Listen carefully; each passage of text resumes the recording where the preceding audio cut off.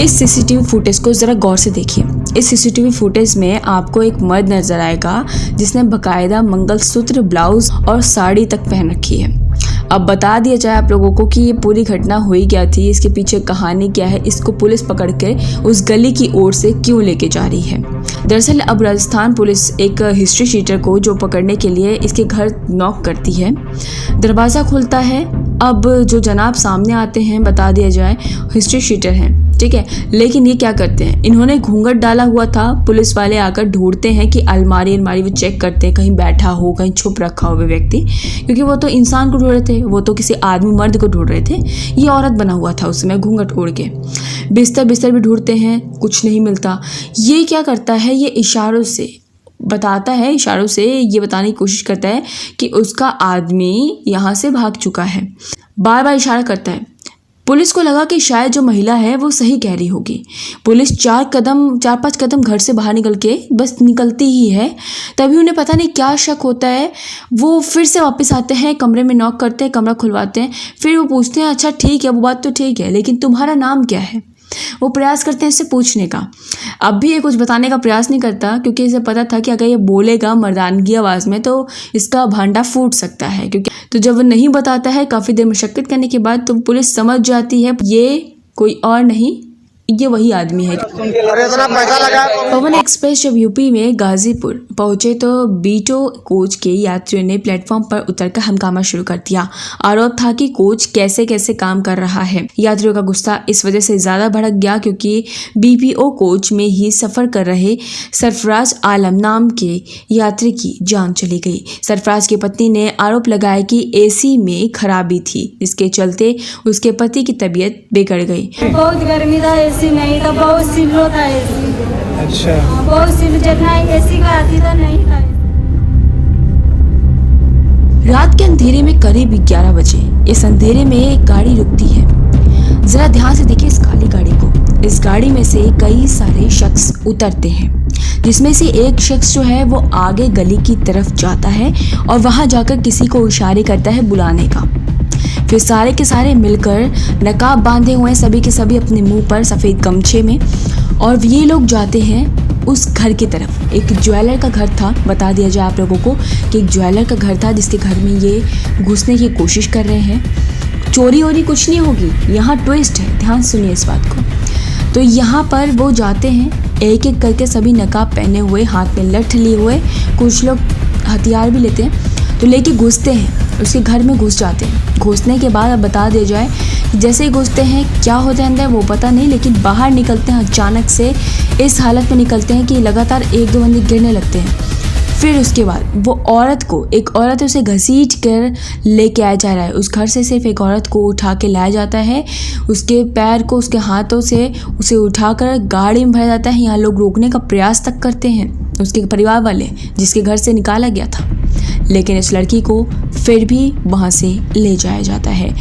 तो हम सब घर में थे और मोनिका कवर वो खाना बना रही थी किचन के अंदर, और मैं रूम में फोन चार्ज लगाने गया था। पापा नहाने गए थे और मम्मी बच्चों के पास बैठी थी रूम के अंदर, और अचानक से लड़की के मामा है और उनके मामा के लड़के हैं और वो उसके पिता थे, ठीक है, वो चक्कू और लठ वगैरह लेके अंदर घुसे एक साथ। फिर मम्मी के आंखों में मिर्ची डालने के बाद वे पापा को पकड़ा, पापा को पीटने लग गए। पीटते मतलब मैं बीच में पड़ा ना, पड़ते उसने गन निकाल ली अंदर से, बोला कि लड़के को उठाएंगे। फिर मैं थोड़ा सा साइड में होने लगा, होते ही मतलब ये लड़की को घसीटा और घसीटते पूरे बाहर तक ले गए।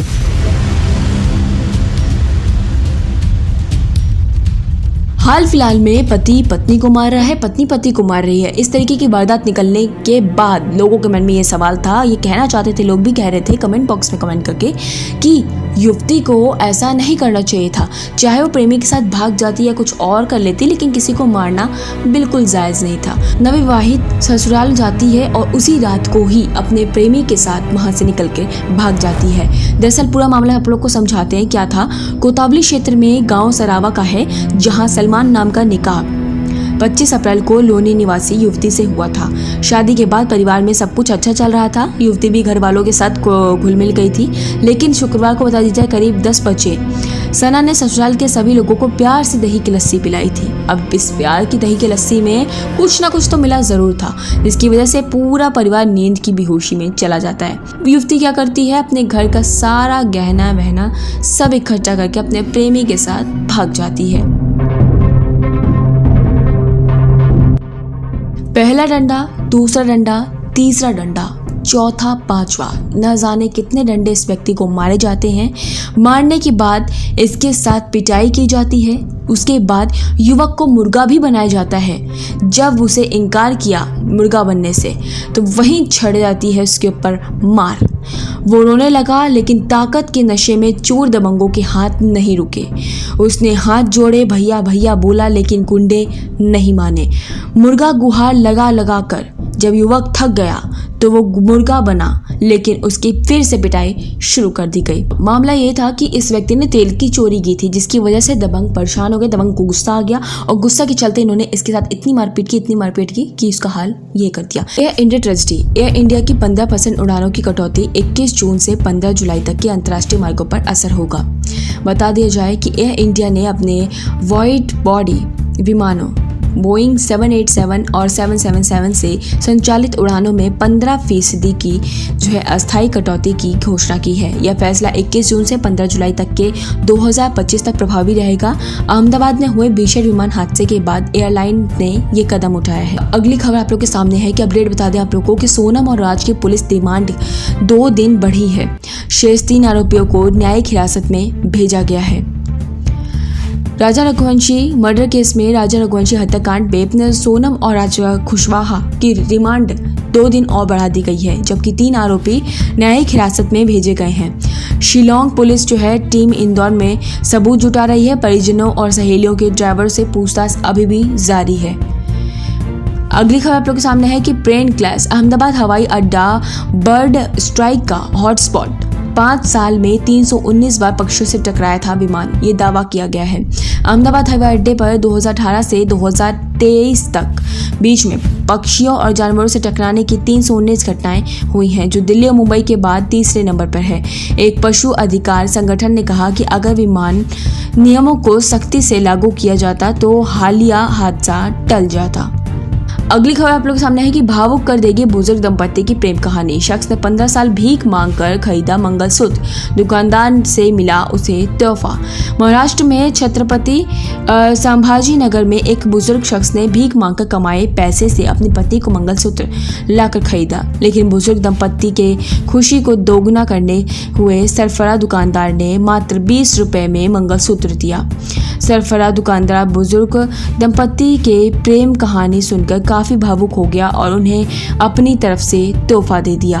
2 दिन में 3 राज्यों के दौरे में पीएम परियोजनाओं के सौगात के साथ योग दिवस कार्यक्रम में शामिल होंगे। आपको बता दिया जाए कि प्रधानमंत्री नरेंद्र मोदी 2 दिन के 3 राज्यों के दौरे पर रहेंगे। इस दौरान वे बिहार में, ओडिशा में कई विकास परियोजनाओं के शुभारंभ करेंगे।